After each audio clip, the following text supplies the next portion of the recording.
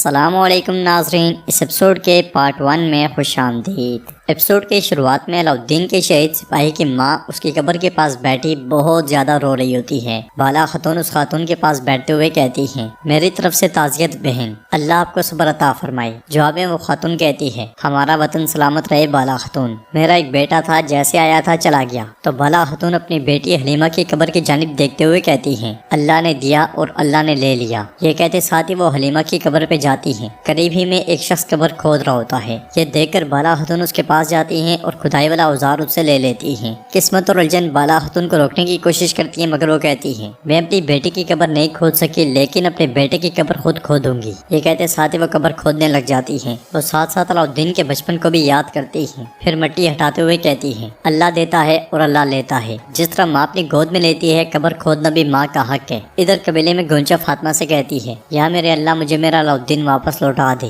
اسے اپنے بیٹے کی خاطر بچا لے۔ ہزار خاتون بھی وہی موجود ہوتی ہے کہ اس لیے میں گولچے تیزی سے وہاں آتی ہے اور کہتی ہے، گونچا خاتون بالا خاتون قبر کھود رہی ہیں۔ یہ سنتے ساتھ ہی گونچا مزید غمگین ہو جاتی ہے۔ ادھر عثمان صاحب جیسے ہی ایک اور پتھر کی رسی کاٹنے لگتے ہیں، جیر کتائی وہاں پہنچتے ہوئے کہتا ہے، رکیں حضور رکیں۔ یہ سن کر عثمان صاحب ایک دم سے رک جاتے ہیں اور جیر کتائی حواس پاختہ وہاں پہنچتے ہوئے کہتا ہے، حضور شہزادہ علاؤالدین، ان کی زندگی خطرے میں ہے، انہیں دیواروں کے سامنے پنجرے میں لٹکایا گیا ہے۔ یہ سن کر عثمان صاحب اور اورحان بہت زیادہ پریشان ہو جاتے ہیں اور قلعے کی جانب دیکھتے ہیں، پھر غصے سے کہتے ہیں، گٹیا کتا بے ضمیر قلعے دار، تو تم میرے بیٹے کے پیچھے چھپ رہے ہو ہاں؟ اورحان کہتا ہے، حضور اتنی دوری سے ہدف کو نشانہ بنانا ممکن نہیں ہے، اللہ میرے بھائی کی حفاظت فرمائے۔ یہ قلعے دار ہمیں ہماری کمزور ترین جگہ سے مارنے کی کوشش کر رہا ہے۔ قلعے سے اندریا سامنے آتا ہے اور کمانڈر سے کہتا ہے، منجنیقیں خاموش ہو گئی ہیں، عثمان نے حقیقت کا سامنا کر لیا ہے، وہ پیچھے مڑ کر دیکھے بغیر واپس جائے گا۔ ادھر بیحان صاحب عثمان صاحب سے کہتے ہیں، منجنیقیں اب کام نہیں کریں گے حضور،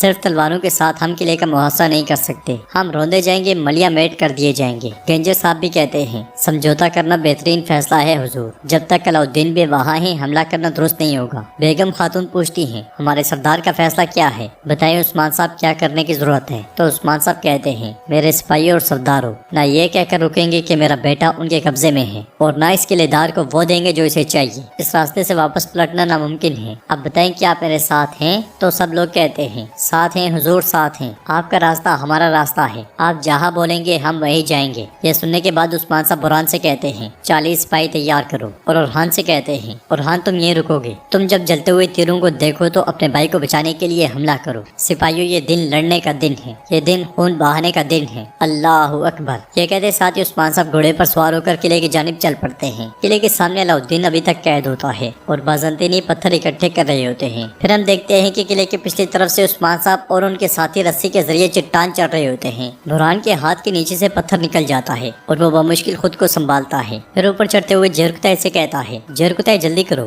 دیر نہ ہو جائے۔ تو جیرکتائی اس سے کہتا ہے، ہم زمین سے آسمان کی طرف جا رہے ہیں اور یہ پاگل پن صرف ہم ہی کر سکتے ہیں۔ تو عثمان صاحب کہتے ہیں، دراصل وہ قلعے دار حیران ہو جائے گا، میں اسے اس کی ایسی جگہ سے ضرب لگاؤں گا جہاں سے اسے بالکل توقع نہیں ہوگی۔ شاباش سپاہیوں، زور لگاؤ۔ سروجا اور البائی بھی ان کے ساتھ موجود ہوتے ہیں۔ کائی قبیلے میں گونجا تیزی سے قبرستان کی جانب آ رہی ہوتی ہے اور بالا خاتون کو دیکھ کر چلاتے ہوئے علاؤالدین علاؤالدین پکارتی ہے۔ یہ سن کر بالا خاتون کو ایک دھچکا لگتا ہے اور وہ جب پلٹ کر دیکھتی ہے تو وہاں انہیں علاؤالدین نظر آتا ہے۔ گونجا ان کے پاس پہنچ کر کہتی ہے، ماں مجھ سے نہ چھپائیے گا، کیا علاؤالدین مر گیا ہے؟ یہ کہتے ساتھ ہی وہ قبر پر سے مٹی ہٹانے لگ جاتی ہے۔ ادھر چٹان پار کرنے کے بعد عثمان صاحب اور ان کے ساتھی قلعے کی دیوار چڑھ رہے ہوتے ہیں اور بہت دیر کی محنت کے بعد آخرکار عثمان صاحب اور ان کے ساتھی بالکل دہانے پر پہنچ جاتے ہیں۔ آوازیں سن کر ایک بازنطینی سپاہی جیسے ہی باہر کی جانب جھکتا ہے، عثمان صاحب دیوار چڑھنے والے آلے کے ساتھ ہی اس کا کام تمام کر دیتے ہیں اور پھر اسے باہر کی طرف ہی پھینک دیتے ہیں۔ دوسرا سامنے آتا ہے تو عثمان صاحب آلہ پھینک کر اسے بھی موت کے گھاٹ اتار دیتے ہیں۔ اس کے ساتھ ہی وہ سب قلعے میں داخل ہو جاتے ہیں۔ داخل ہوتے ساتھ ہی 2 بازنطینی عثمان صاحب پر حملہ کرتے ہیں، مگر عثمان صاحب ایک ساتھ ہی ان دونوں کو جہنم واصل کر دیتے ہیں۔ ادھر گونچا کو روتا ہوا دیکھ کر بالا خاتون سے کہتی ہیں، میں نہیں جانتی گونچا بیٹی، میں کل کے بارے میں نہیں جانتی، اس وطن اور اس سرزمین کے لیے ایک نہیں بلکہ 1000 علاؤالدین بھی قربان ہو جائیں۔ اگلی लम्हे गुंजा के पेट में तकलीफ होती है तो बाला खतून चिल्लाते हुए कहती हैं, दाई को बुलाओ, दाई को बुलाओ। करादीन किले में उस्मान साहब और उनके साथी आग वाले तीर उरहान की जानिब फेंक देते हैं, जिन्हें देखकर उरहान खुश होते हुए कहता है, जलते हुए तीर छोड़ दिए गए हैं। बहहान बे कहता है, इशारा आ गया है, उस्मान बे कामयाब हो गए हैं। जवाब में उरहान कहता है, हमारे सरदार कुफार के किले में दरअंदाजी कर चुके हैं, अब हमारी मंजिल करादीन किला है। ये कहते साथ ही वो अल्लाहु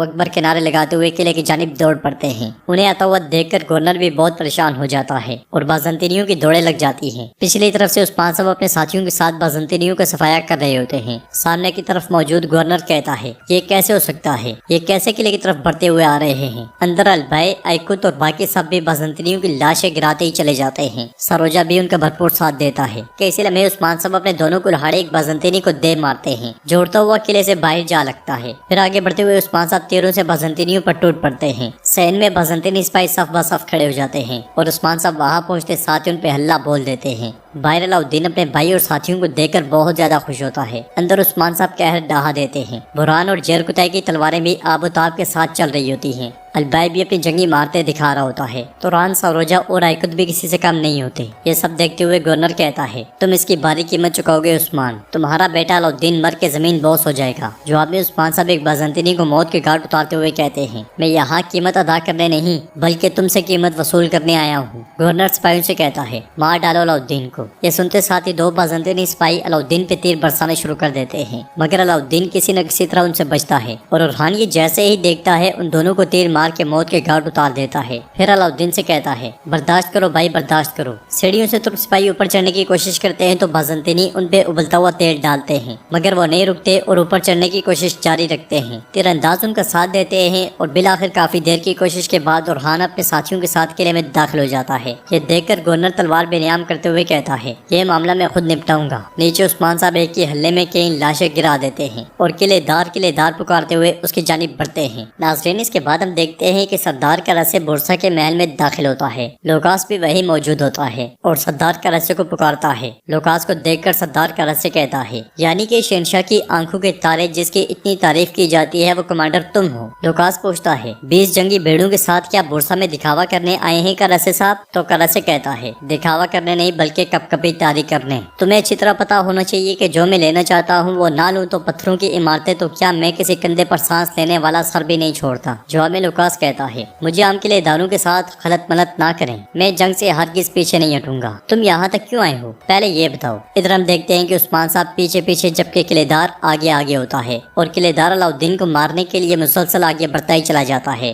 क्या उस्मान साहब किलेदार तक पहुँच पाएंगे और क्या किलेदार का अंजाम करीब है, ये हम जानेंगे पार्ट 2 में। कैसा लगा आपको पार्ट 1 आप हमें कमेंट बॉक्स में बता सकते हैं। अगर आपको ये वीडियो पसंद आई है तो वीडियो को लाइक करें, चैनल को सब्सक्राइब करें और बेल आइकन पर लाजमी से क्लिक कर दें। इंशाल्लाह मिलते हैं नेक्स्ट वीडियो में, तब तक के लिए रखें अपना